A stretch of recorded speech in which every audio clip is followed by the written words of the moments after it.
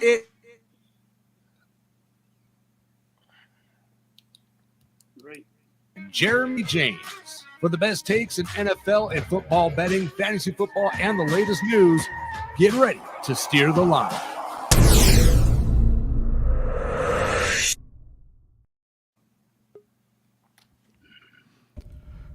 And hey, welcome everyone to Steer the Line on KMET 1490 AM in Southern California, and for everyone who's tuning in on YouTube or Twitch with us tonight on the Steer the Line channels. I'm Jeremy James, along, of course, with the usual crew, Rocky Giordani, Christian Giordani, and Loud Esmond, and we're here to talk football. Preseason is in full swing, gentlemen. How's everyone doing? I'm doing great. How are you guys doing today? I'm fantastic. Rocky Hanging in there. On. Everything's Hanging great. in there. A little disenchanted with the games yesterday, but there was some really cool stuff. You know, if you love football, good news, bad news kind of thing. Well, I'll tell you this. My very first official NFL pick went live on Winners and Winers 2 days ago, and it was the Baltimore Ravens to win and cover in that NFL preseason game. So I am 100% for my paid official NFL picks on Winners and Winers. I retire. That's it. Like Joe Burrow, he should just retire. Okay, I'm good. Wish we had some confetti effects or something for you. Yeah, there you go. So anyway, we'll talk about some of the other picks that I've got that are up and live on the site and some videos we've done. The other exciting thing today is we're adding a segment to the program. Christian produced it with me earlier today. It is called the Snoqualmie Sportsbook Weekend Outlook. And this is a 5, 6, 7-minute segment I'm going to be doing every week from the Sportsbook at Snoqualmie Casino and Sportsbook, where I'm going to catching us up with the news coming into the weekend. What are the big games? Where is the money being bet? And, just other news and notes on NFL and college football betting. And I do those segments from my favorite sports book. Man, it is a class experience. It is a great place. Rocky, do you like steaks? I love it. My favorite. Man, there's a steakhouse there called Vista. They have a Wagyu steak sampling plate, ribeye, filet, couple other cuts. It's only going to set you back $169. You can spend that at the casino here. Well, worth it. Yeah. Okay. So, Jeremy, we did a video earlier this week talking about the similarities between fantasy football and sports bettors. And basically what we established is you do a lot of research in either one, right?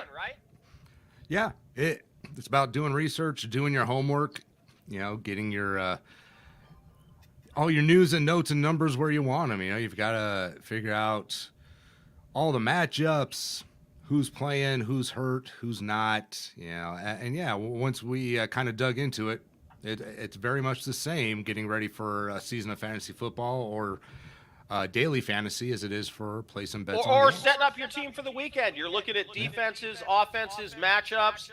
How's this receiver going to do against the cornerback that he's facing? How does this defense do against this type of offense? It's all very similar. So if you are a fantasy football person, you are very much doing the same things you would do to be a sports bettor, especially when it comes to the NFL and college football. So as sports betting becomes legal all across the United States, and it might just be legalized shortly after the election day here in California. Well, there in California for you guys. Here in the Pacific Northwest, it's legal for me here in Washington State and Oregon. But the rules are all different depending on where you are. So, for example, in Washington State, you can bet on sports, but you can only bet on sports on the property of an Native American casino. Because that's the way that that was decided in the state of Washington. In New Jersey, anybody who wants to can apply to have a sportsbook license. So there are guys that own bars that are also now sports books. So it's different from state to state. In California, the big fight is over whether FanDuel and Jeremy, who's the other big one? DraftKings. DraftKings, yeah.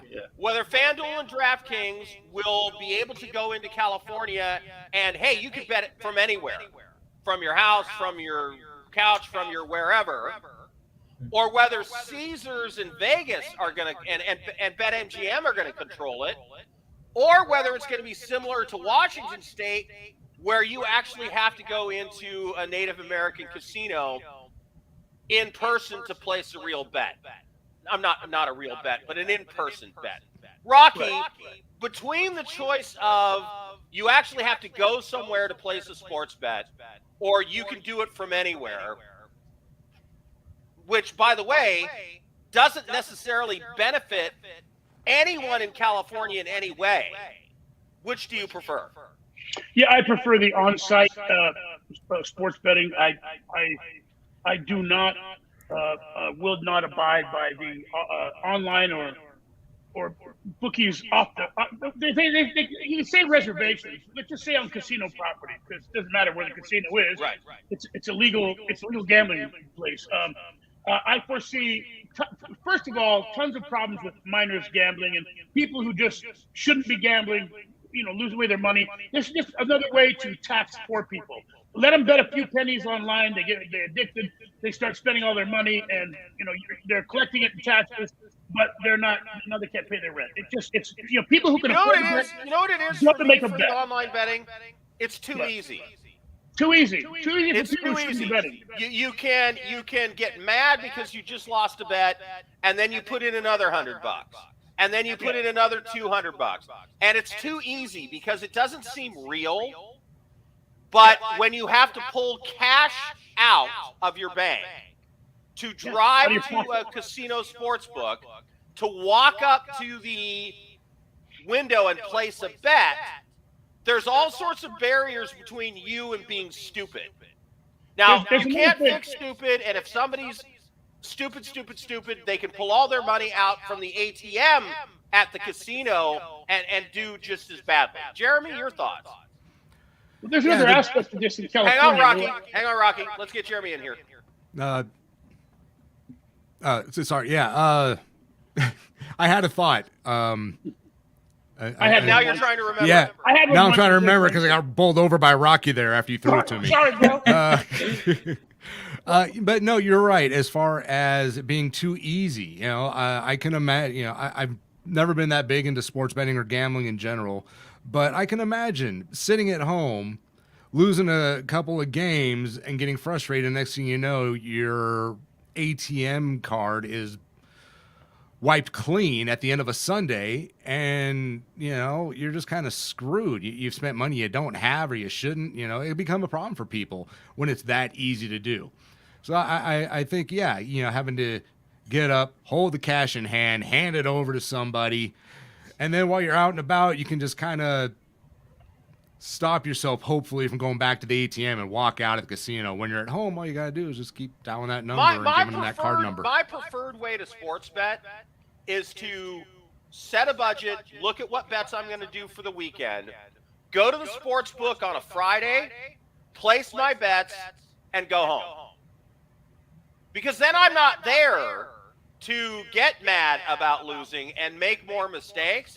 The money that and hopefully the sports book is at least 30 minutes away from your house, so that you can't just walk right down the street and do it again. And then you're watching. Look, there are some sports books that are very comfortable. The one at Snoqualmie is great. There's a beautiful little bar right there and some great seating and TVs and stuff. But I'm a guy that likes to place my bets at the sports book, get my tickets, and then I go home, and from the comfort of my couch, well, actually for me it's a large overstuffed easy chair, I watch the games.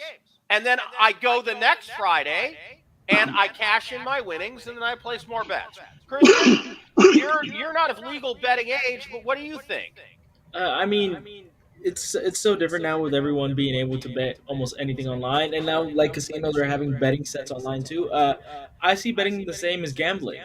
You know, if you're an expert at it, It is gambling, by the yeah, way. yeah. But if you're an expert at it, do it correctly. But whether you're betting online or betting in person, make sure to take a lies from Loud Esmond. Well, and look, I always tell people, set a budget, don't bet more than you can lose, and don't chase a winning streak by betting more, and don't chase a losing streak by betting more. Set up what your bets are going to be for the weekend, go place those bets, and leave it at that. When you get into a cycle of, oh, geez, I lost that game. Now, you know what? This is why you see a lot of betting on Sunday Night Football and Monday Night Football that people lose. Sunday Night Football and Monday Night Football, people lose almost 70% of the time. That's way higher than it is normally. Normally, it's about a 50-50 split for a sports book. And where the sports book makes its money is on the VIG. Rocky, right? It's the money in the middle where the sports book gets paid. Well, that's where all the money is. It's on the VIG. It's a 10-cent line on everything you bet. Unless you Well, buy 10 to that. 15 to 20 to 35 to 40, depending on the bet. Yeah. Maybe your 10-cent line is the usual. Is the average, industry average. But like if you want to buy points or do an exotic, Then you're going to pay more. But now there's another aspect of this in California, Lou, and because I'm in California, I'd really like to mention this. Prop 27, which is the vote that's going to come out on Tuesday, whatever, November 3rd, about betting online. Winners and whoever they are, the DraftKings, whoever they are, they have disguised this prop with so much crap. You start out and goes, this is a proposition to help mental health, money for mental health. And after 3 pages, we find out it's about them being allowed to allow your children because to they're bet pledging a certain online amount betting. of money to They homeless. disguise it. Anybody that dishonest is up to something no good. There's no but freaking on way. the other hand, Rocky, the Native American casinos, the large ones, have all grouped together, and they're running ads talking about how terrible gambling is. So, Right. I mean, come on. No, they have counselors at those, because the ones in here in California anyway have. But still, the fact that they're disguising this prop as a bill to help mental health is really dishonest, and it's crooked. These guys are obviously crooked, and I don't want nothing to do with them in my state. Nobody should bet yes on Prop 27. It should be shot down. And yeah, I think you should have to get up out of the comfort of your home, go make a bet. If you want to go gamble, go gamble. If you want to sit at home and play on the internet, you shouldn't be able to lose all your money. Guy lays down $10 with his wife so it can be fun. Then she goes to bed, and all of a sudden he's just betting, and it's over, man. They can't pay their rent. And the thing you really don't want to do is combine alcohol and online betting. And by the way, not a dime of this money will go to what they say is mental health. The California lottery is supposed to go to schools. Not one dime has ever been gone. All right, Rocky. Never. We hear you. Okay, let's Gotcha. talk about football, Jeremy. What's on your mind? Preseason. There's been some games going on. There's been some interesting things already happening in the game, some interesting performances.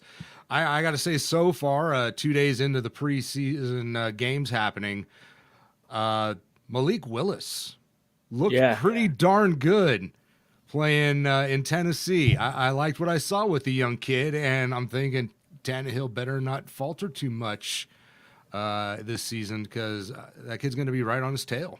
I know Christian saw it. That kid is good, man. I got the numbers right here. 54.6 completion rate, 107 yards with no touchdowns.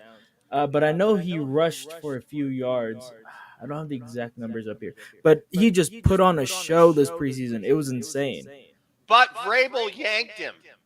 Yes, because he wouldn't throw the ball. Rocky, tell that story. You go ahead. Look, Vrabel yanked him because he wouldn't throw the ball. He was running first. And they had to once they calmed him down, he looked like he was being pretty patient in the pocket. And I think this is absolutely the worst case scenario for Mike Vrabel. There will now be a quarterback controversy in Tennessee that he really did not need. He didn't need this at all. For me, if they're smart, what they do is they have Tannehill play quarterback all this year, and they have special packages they set up to take advantage of the skills that the young kid has. And they, like Taysom Hill in New Orleans for so long, every now and then they need a critical first down. It's 3rd and 6, and they have some gadget play that's a quarterback run or RPO or whatever. That's what I would be doing with him. Jeremy? It's not a bad idea, and you've seen people kind of use those packages before. I've got to wonder, like Rocky was saying, could he have some kind of quarterback controversy? Because the fans, the minute Tannehill looks bad or throws a pick or they lose a game, they're going to be clamoring for this kid because he's the young, shiny new toy. So do you put him out there in packages and keep him fresh on everyone's mind, or do you bury him on the bench if you don't want to mess with him this year? If I want to win games, I'm putting Malik Willis in certain packages, goal line, 3rd and 4 or 5, where I desperately really need a win on a play, and maybe I'm using him 8-10 plays a game maximum. The other thing that you could do is you could put him in the backfield at running back, or split him out at wide receiver and have him run back in, flip him the ball, let him throw it. I mean, you could really have fun with him, Rocky. Yeah, if you look at those numbers again, Christian, in the first half, he passed for like 100 yards. That's averaging 200 yards a game. That is not a quarterback. That is not a starting quarterback in the NFL by any stretch. He did have some exciting plays, moments, but let's remember, guys, this was the first game we've seen since February, right?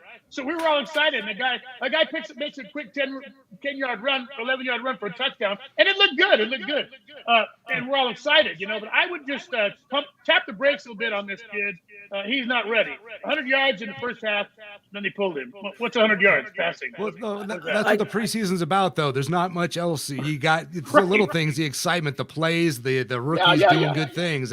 It's week 1, so of course we're going to get excited when we watch the kid play. Exactly. But one thing you got to remember, though, to what Lou was saying about packages for him, especially in the goal line, Tannehill's not a bad rusher. When he gets up there, within the 10, no, he's not. But I'm just saying, near the goal line, he had 7 rushing touchdowns 2 years ago, something like that. So I don't know. It'll be interesting to see what they do if Tannehill falters for a game or two, or throws a couple of picks, or I don't know. People are going to be clamoring for the kid, I think. And it will be an absolute disaster. It might be. Put him in. Yeah, you can't. He is not ready to play quarterback full time in the NFL. And I agree, it would be a disaster. I think the best case scenario for them is they have special packages for that kid, and then we see where that goes. All right. Yeah, I still think he's a year behind. He has a little bit of stuff to work on, especially on his pocket passing. But a year or two behind Tannehill, I think it will be a starting caliber quarterback. And at worst, if Tannehill goes down, you have an unproven prospect. I don't think Ryan Tannehill ever wins a Super Bowl for the Tennessee Titans. I completely agree with that. Yeah. And so, unfortunately, Derrick Henry is, going to be on the downside of his career as a running back, as good as he is. Man, if they had brought in a healthy young Derrick Henry with this kid and you had an RPO game, how devastating would that be? Oh, I got picked up from Malik Willis and the 22-year-old Derrick Henry. Holy no! What that bad? There's this guy in Derrick Henry. Although it's great, running back don't do so. Lou, anyone hear that? Lou's kind of cutting in. Nope, Lou broke up that whole thing. Missed that whole discourse, Lou. Something wrong. Your mic sorry. There you are. That's all right. There you go. Christian, next topic.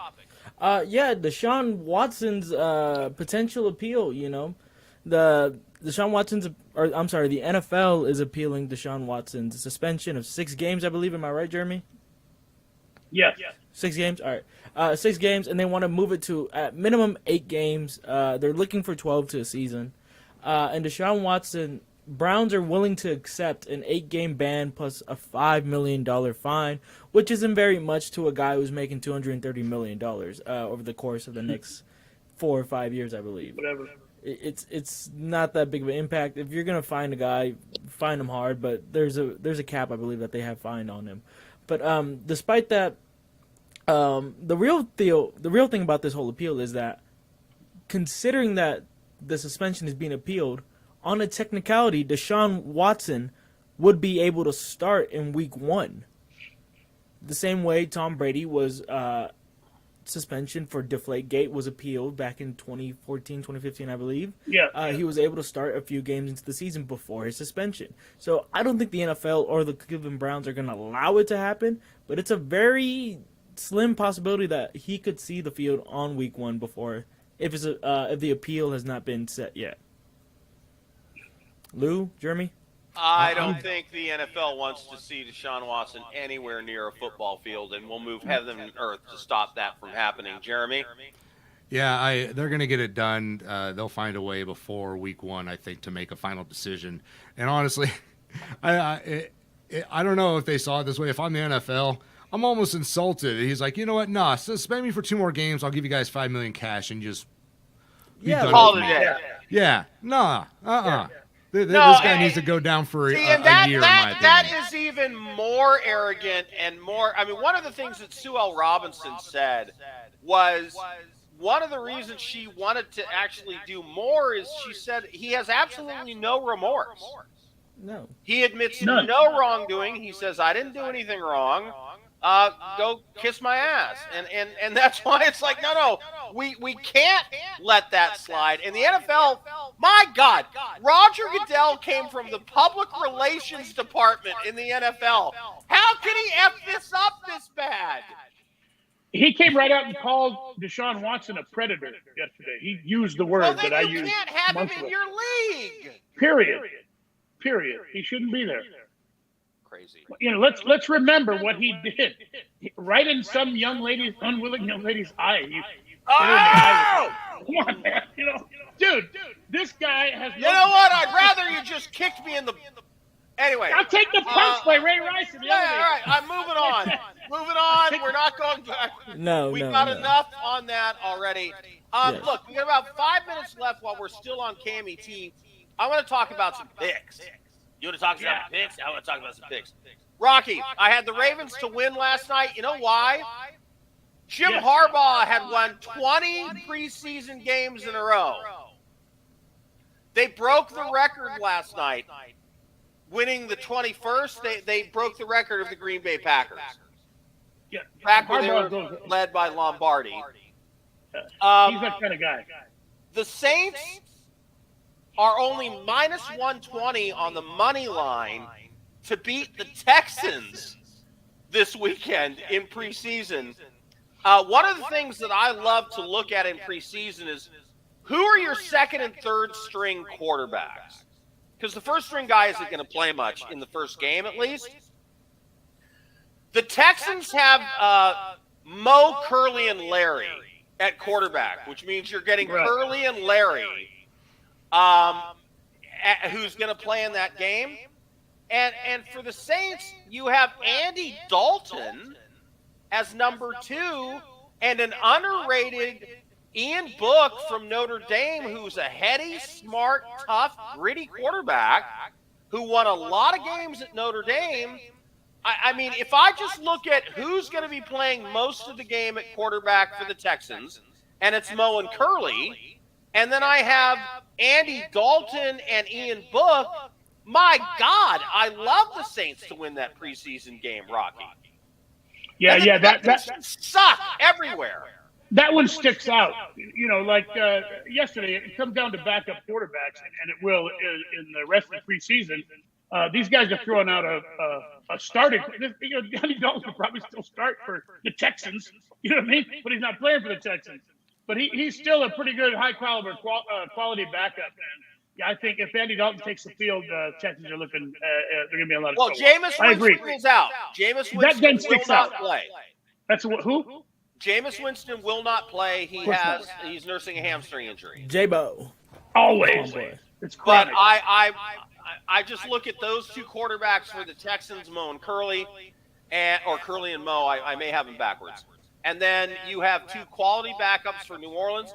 New Orleans defense, even at the second and third level, is really good. The Texans don't have jack anywhere. They've got nothing. They got Brandon Cooks. He's good. He's not going to play. Oh, okay. As Al Capone said to Kevin Costner in The Untouchable, you got nothing. You got nothing. All right, and then another one is the Carolina Panthers are playing the Washington Commanders tomorrow. Matt Rule is insisting that there is a quarterback competition, and he's going to play a lot of Baker Mayfield and a lot of Sam Darnold equal time to try to figure out who the right guy is to lead the Panthers.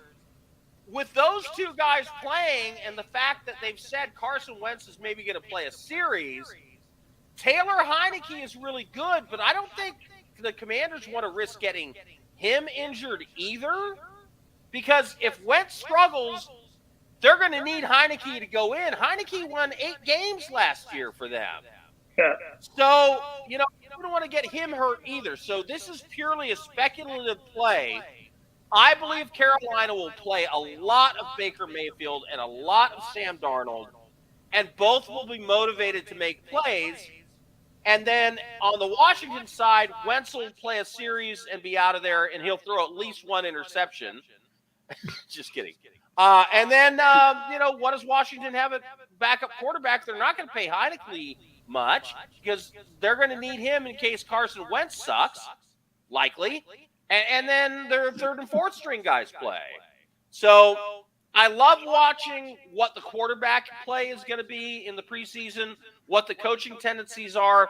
My first official bet for winners and whiners on the NFL was Baltimore Ravens to win and cover, and they did, because Harbaugh just doesn't lose in the preseason. He's 42-12, so it's ridiculous. All right, those are my picks. We're rolling on. Jeremy? Rolling. All right. Well, we're already out on KMET. We talked over our outro, so Oh, sorry. we can just keep on going there. When are we going to plug in the we can do that right now. Sportsbook Weekend Outlook segment? We can do that right now. Let's roll it now. I got it. Loud Esmond here, coming to you from the Snoqualmie Sportsbook at the Snoqualmie Casino, the closest casino to Seattle. And for me, the classiest sportsbook around. You got great people over here that are going to help you out if you need to make a bet. You got any questions? It's a wonderful place to hang out and place your sports book bets. And as sports betting just grows more and more popular, it's going to be something you're going to want to get into. If you've never placed a sports bet before, it makes watching the games so much more exciting and so much more fun. And plus, catching a great ticket after a win, wonderful. I'm being told here that there's still a lot of action going in on the Seattle Mariners here. Of course, you've got Major League Baseball that you can bet on right now. The Mariners looking very good. They are doing very well. And in fact, the sportsbook manager tells me that there are a number of people placing bets for them to win it all, the World Series and also their division and the total number of wins. And there's just a lot of action coming in on the Seattle Mariners. But of course, for me, the king of all sports betting is football. And we're in preseason football right now. And I'll tell you, there's a couple of games, 3 really, whose line moves have been really interesting.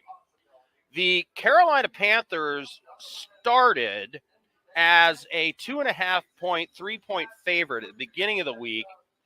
They are now plus 2.5 when they take on their game on Saturday. So the Carolina Panthers, very interesting when they play the Falcons, how that line has moved. And then I think we have the Hard Knocks effect going on with the Detroit Lions. The line has moved significantly in their game as well, in the favor of the Lions. So the Lions are also, there's been quite a move there. And then, of course, the Carolina Panthers are going to be taking on the Washington Commanders. And like I said, that line, originally you had the Commanders as a favorite. I'm sorry, you had the Panthers as a favorite, and now it's all the way up to, in some places, as high as 3, but right now it's Snoqualmie Sportsbook, where we're giving you the Snoqualmie Sportsbook weekend outlook. It is up to the Panthers plus 2.5. And like I said, the line has moved decisively in the Lions' favor as well. One line you haven't seen a lot of movement is the Saints. The Saints on the money line minus 110 as one as well that I think is worth checking out.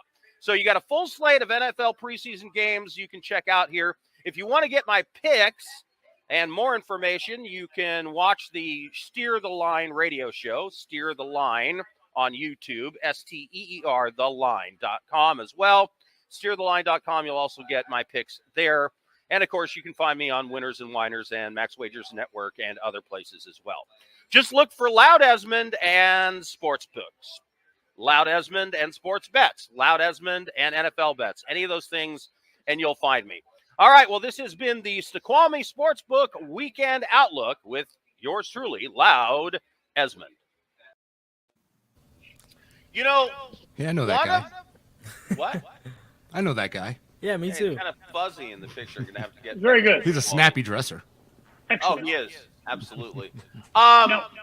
One of the lines that has moved a lot this week, by the way, all of a sudden, is the Las Vegas Raiders were minus 1.5, minus 2 going into the game against the Vikings, and that has moved to minus 4, minus 5 in a lot of places. Guess why, Jeremy? Why is that? I have no idea. The Vikings starting quarterback.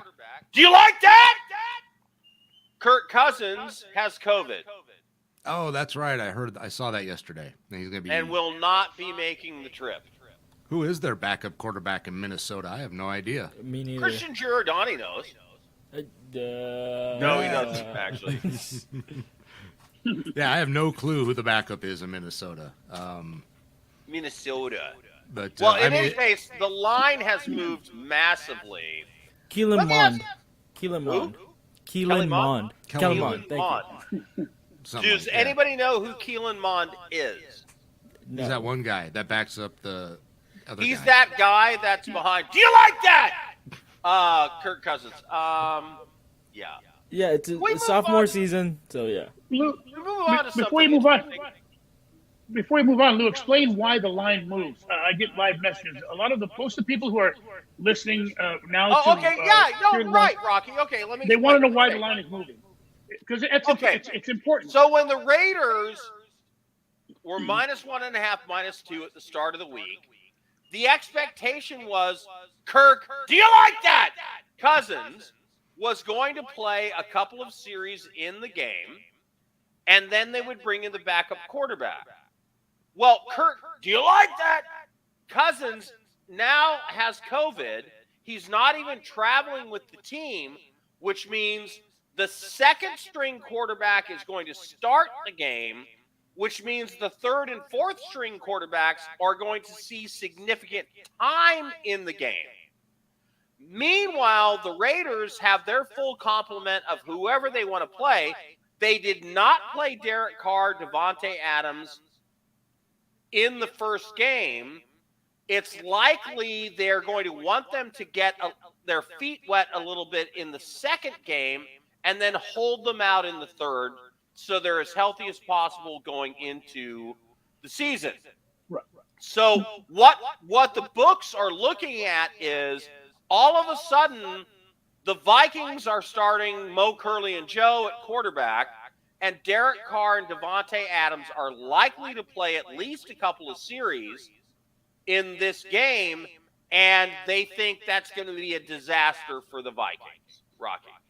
Technically, after all that's said and done, what it boils down to on any game besides that game that you're talking about, whenever the line moves, if a team It's starts because out, somebody's betting in a certain direction. Right. the money's coming in on that team, so you have to give more points. If you want to keep betting on the Raiders, you're going to have to give 2 points, 3 points. Now it's at 4.5 because the smart money is coming in betting the Raiders.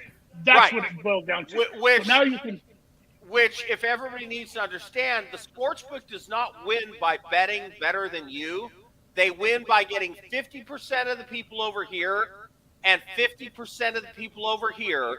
That cancels out their wins or losses, and they collect the 10 to 15% in the middle every time. The VIG, the Vigorous, VIG, baby. It's all about the VIG. Juice, whatever you call it. The juice.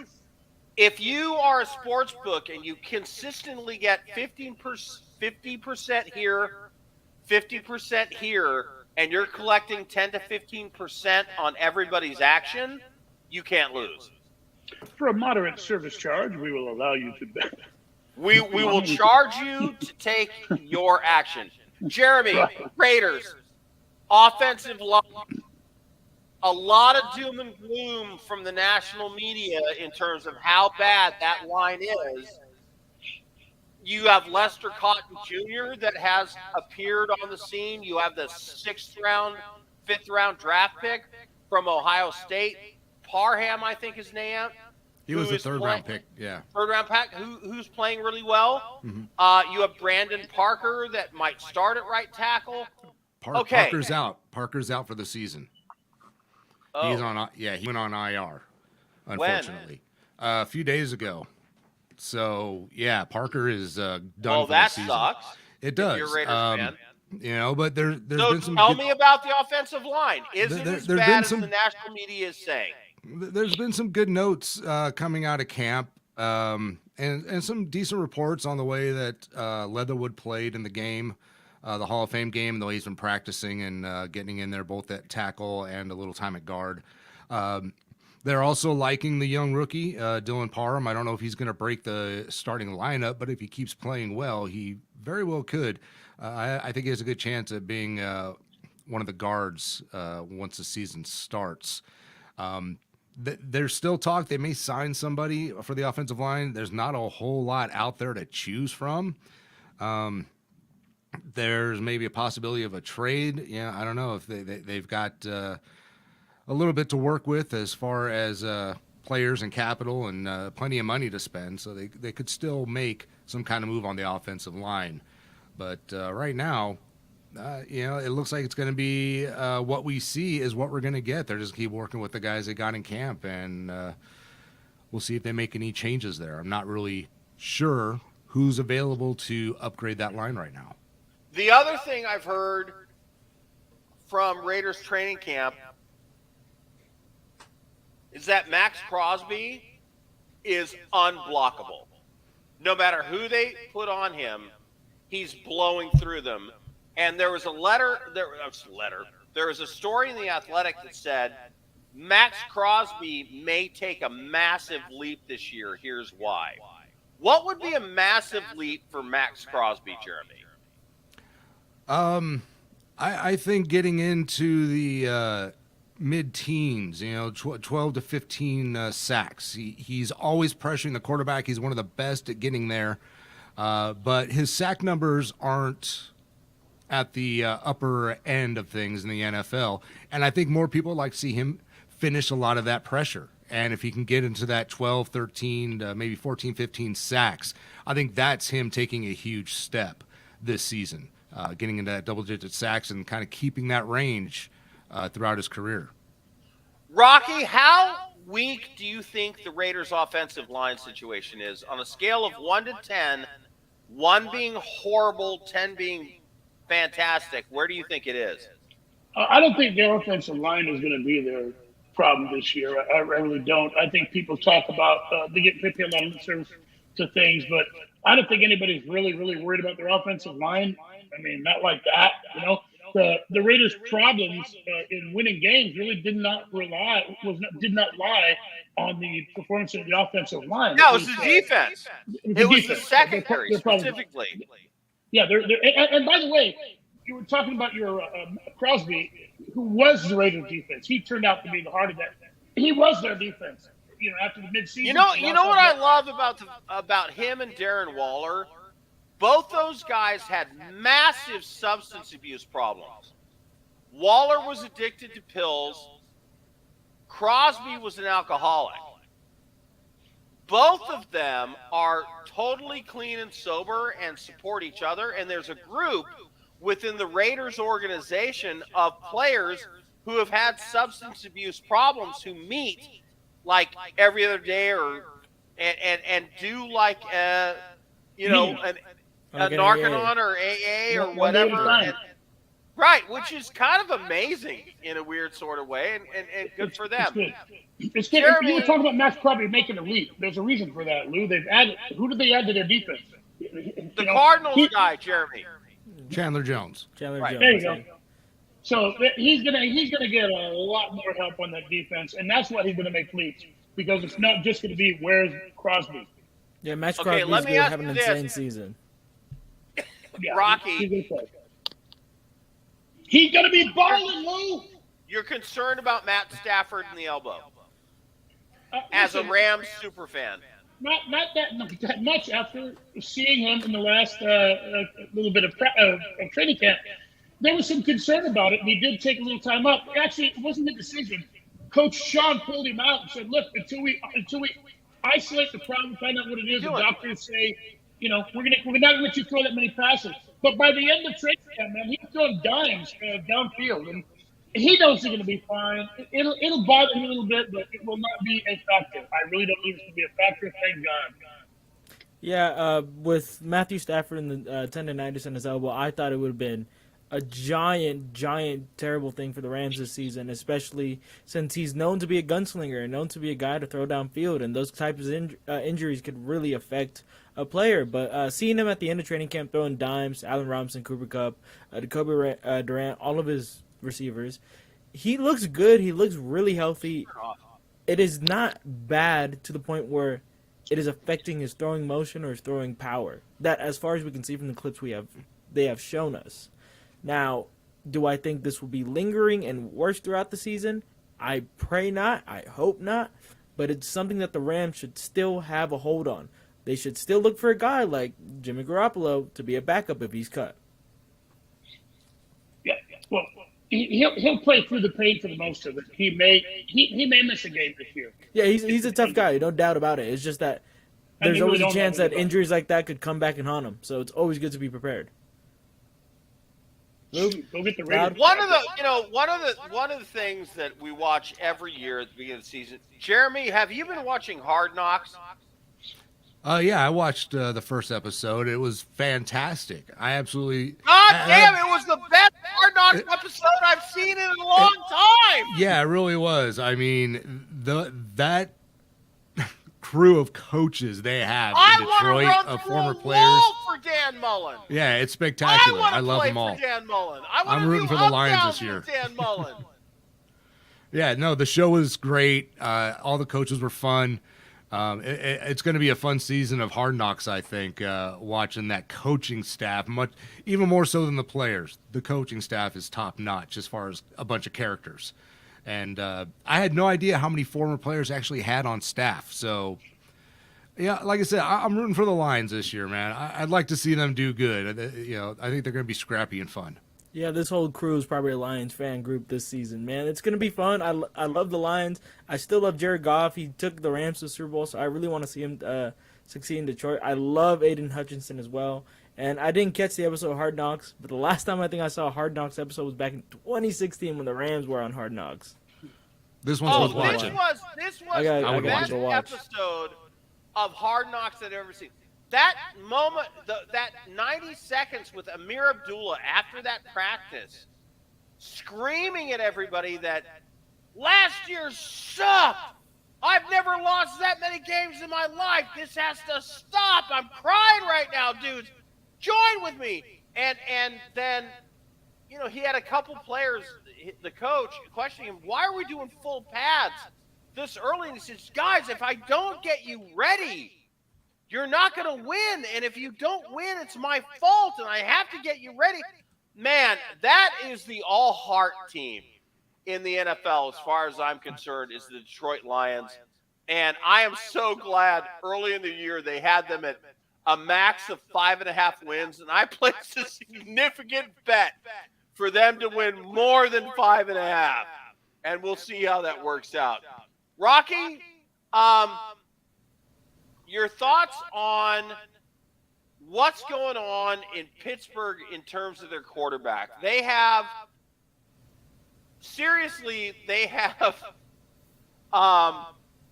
Kenny Pickett as third string, Mason Rudolph is second, And the Bills and Chicago former quarterback as first string, and all the reports out of training camp is he can't hit the broadside of a thoughts. Yeah, well, look, I think Rudolph has definitely put in his time. He knows the system. He's been in Pittsburgh, right? He knows the system. I don't know if he's been there this whole time. It seems like he's been there for a decade, man. Maybe he went somewhere and came back. But he knows Tomlin. Tomlin knows him. I think they can trust each other. I think if this first-string quarterback doesn't pan out, Rudolph will be the bridge until Kenny Pickett gets ready. They think Kenny Pickett is going to be their future, and they want him to be their franchise quarterback going forward. But they have to get him ready. They're going to throw him in there right now. They're going to wait till he's ready. And who's he going to learn from? Really? I mean, Rudolph. Yeah. Mason Rudolph. Mitch Trubisky, Trubisky, yeah, that's the starter, right? Mitch Trubisky. Well, there you go. Trubisky will crap the bed. Rudolph will come in and finish the season for him. So the Seahawks and the Steelers play this weekend. I'm going to take the Seahawks and the Steelers to go under 33.5, and here's why. Nobody has a decent backup quarterback, and Rashad Penny is out, and they're not going to risk their rookie, key running back for Seattle much, and you're going to have 2 or 3 crappy quarterbacks playing. So maybe this game ends up 14-10, 17-13. I don't see a lot of scoring. Christian, you look like you're smelling something foul. Why? You just love to bash on my dude Drew Lock, man. No, he may play great. I'm just He saying is. There's a lot of injuries. Yeah, there is a lot of injuries and there's a lot of stuff to look at this game. One, they're putting Geno Smith starting again. Even though he kind of crapped the bed the previous preseason game, he went only 10 for 19 with 94 yards in 2 halves, while Drew Lock in a quarter and a half went for 18 for 27, 185 yards and a touchdown. And that's pretty good numbers for a lot of people. And you may be right, and that's wonderful, but are the Steelers and the Seahawks going to combine for more than 2 touchdowns apiece in the preseason game? What do you think? More than 2 touchdowns apiece? No, yeah, I'll stay with you on that. They won't get more than 2 touchdowns apiece. Then it's the under. Seahawks win by 2. Yeah, take the under. Yeah, there you go. That's the plan. Rocky, thoughts on the Rams? Anything new? Any news? You're muted. You're muted, Rock. Still muted, Rock.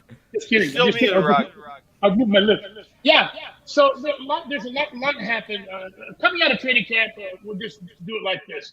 The good news is some great new young rookies. Jacoby Durant, who Christian interviewed. And by the way, speaking of those young guys, I believe that he and Darian Kendrick are definitely NFL ready. Their mindset is good. They're ready to compete on a professional level. And these rookies are going to see whether they're competing with Hill to see who plays opposite of our boy number 5, Jalen Ramsey.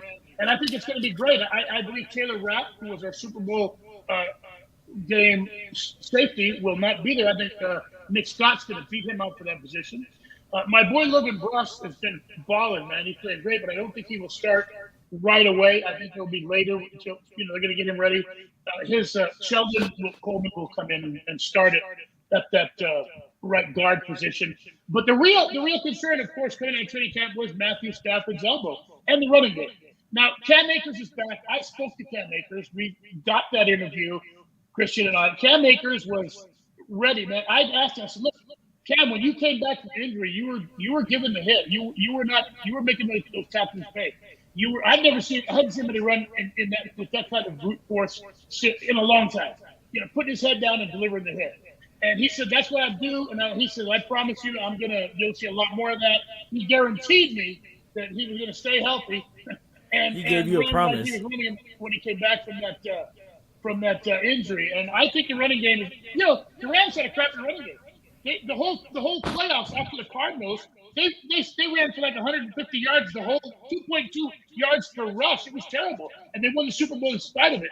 I think the Rams' running game now is going to be a lot more effective with Henderson and Cam Akers at the starting, and Henderson backing him up.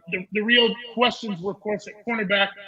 We lost Darius Williams, and we lost one of our tackles to suspension. So those holes seem to be filled.